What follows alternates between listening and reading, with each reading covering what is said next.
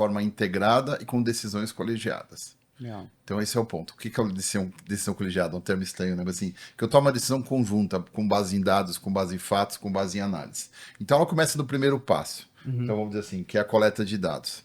Você precisa saber o que você tem. E aí depende do nível da empresa, você pode ter dados estatísticos, você pode ter histórico, você pode ter outras informações. Então esse é o primeiro dado que você traz a informação para análise.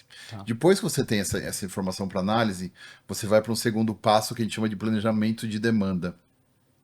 O que é esse planejamento de demanda? É onde você entende esses dados e aí você vai saber o comportamento dos produtos, como é que é a tendência dele, para onde eu vendo mais, como eu vendo mais, qual produto eu vendo mais. Então, esse é o segundo passo. Isso é bem didático, né? Que esse é o passo clássico da S&OP. O terceiro passo, a gente chama de reuniões de consenso comercial, que é o quê? É quando você pega esse número, chama o time comercial, se você não tiver, pode ser a mesma pessoa da empresa ou o empresário que cuida disso, e ele vai espécie de criar um consenso nesse número. Numa empresa que tem time comercial, eu sempre falo que o número é do time de vendas. Por quê? Porque ele que está no dia a dia, ele que está perto vindo do cliente. do cliente, ele sabe o que está acontecendo. Você já vivenciou isso comigo, né? Aí a gente traz esse número e aí você fecha um consenso desse número. Aí é o seguinte, não, o meu estudo aqui da minha coleta de dados deu que eu ia vender 100 bananas, né? Aí o vendedor fala, não, eu não vendo banana, eu vendo laranja, né? Então, opa, peraí, mas eu tenho oportunidade de vender banana e laranja. Então, beleza, fechamos ali 120 bananas e laranjas, né?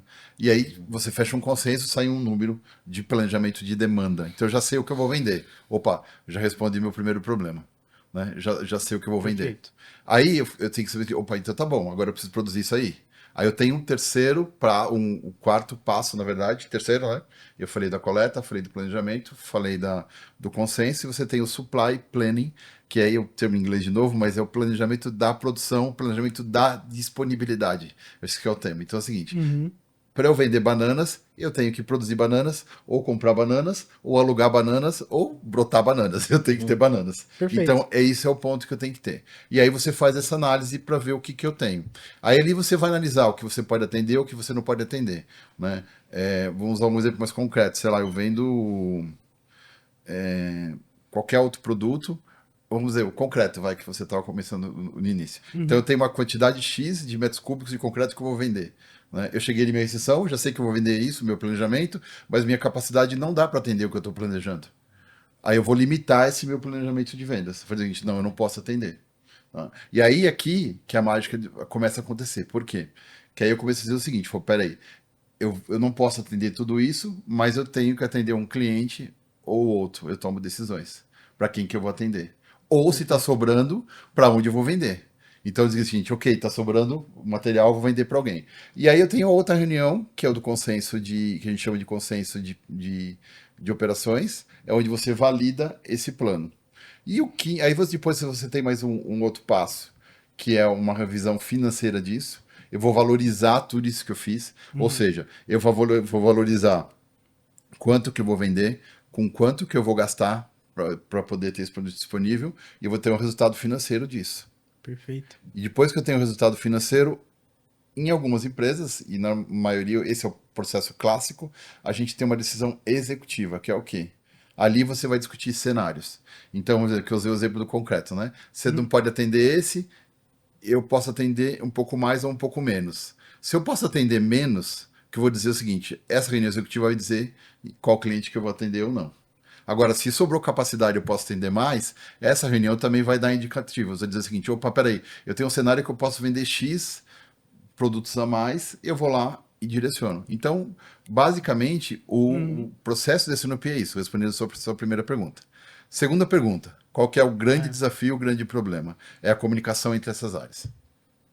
Então, normalmente, isso, e é o meu papel, é onde a minha consultoria ajuda, que você não consegue conectar. Então, você não consegue pôr o pessoal que cuida dos dados com o pessoal de comercial, não conversa, né? Você comercial, sabe como é que... Comercial quer vender, né? Exatamente, por Comercial isso que eu quer vender. falo. Pô, mas a logística e o comercial Mas são tão amigos. Não, mas a ideia é que realmente que eles sejam muito próximos. Exato. Eles precisam ser próximos, porque, desculpa te cortar aqui, mas Fica à vontade. faz todo sentido o que você está dizendo. Todo esse processo que você falou é um processo que você se uma empresa tem todo esse processo muito bem alinhado, o comercial tá bem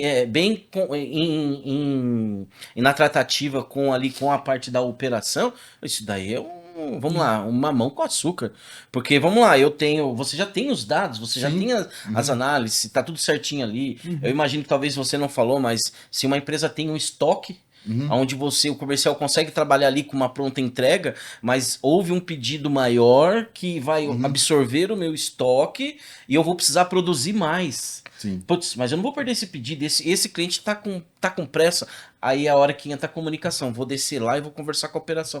Como é que a gente consegue desenvolver, a produção consegue produzir? Olha os pedidos, né? Aí eu creio que depois é o que você vai. É isso aí. É que você vai emendar agora, assim, né? Exatamente, você deu um gancho. É um problema bom, né? Então, assim, tem muito cliente E e pouco pouco produto. estoque. E pouco estoque. Que problema bom. Que problema bom. Exatamente. Assim, tem que resolver? Tem, Exato. né? Mas é um problema bom, né? Tenho mais cliente, então quais são as análises, né? Aham. Talvez a primeira resposta de muitos é aumenta o preço.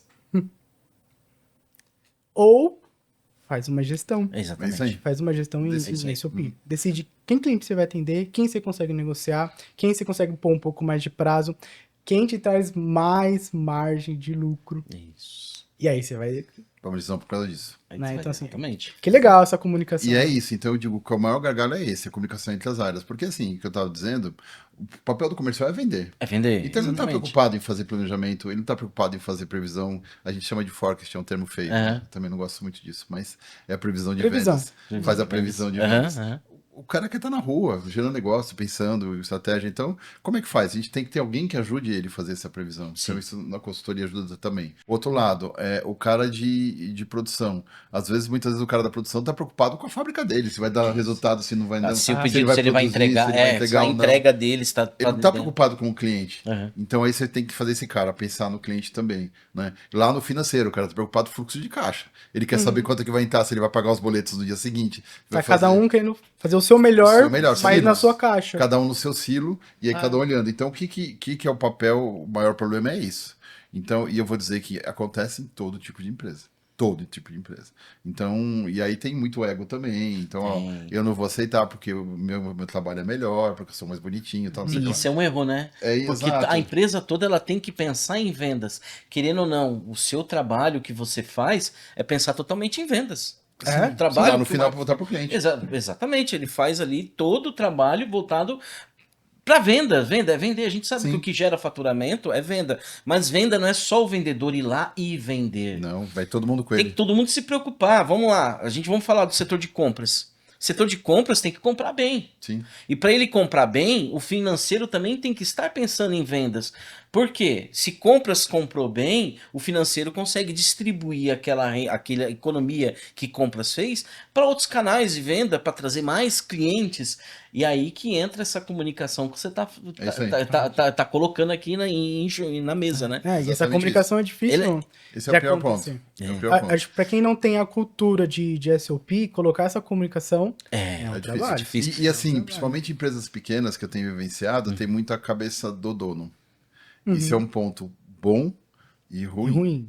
Porque assim, o ponto positivo é, o dono conhece o negócio como Como a mão todos, dele. exatamente. Como tudo, ele viveu tudo, ele construiu, ele sabe tudo aquilo, né? E aí ele está acostumado a tomar decisões, não, na maioria das vezes, não baseada em resultado financeiro. Você deve vivenciar isso, né, Felipe? Então, ou seja, assim, quando ele toma a decisão de compra de um produto, ele falou o seguinte, ele foi numa feira, ele gostou, ele tem dinheiro, ele vai lá e compra. Vai lá e compra. Né? Isso acontece muito com empresas que têm dinheiro, que têm caixa.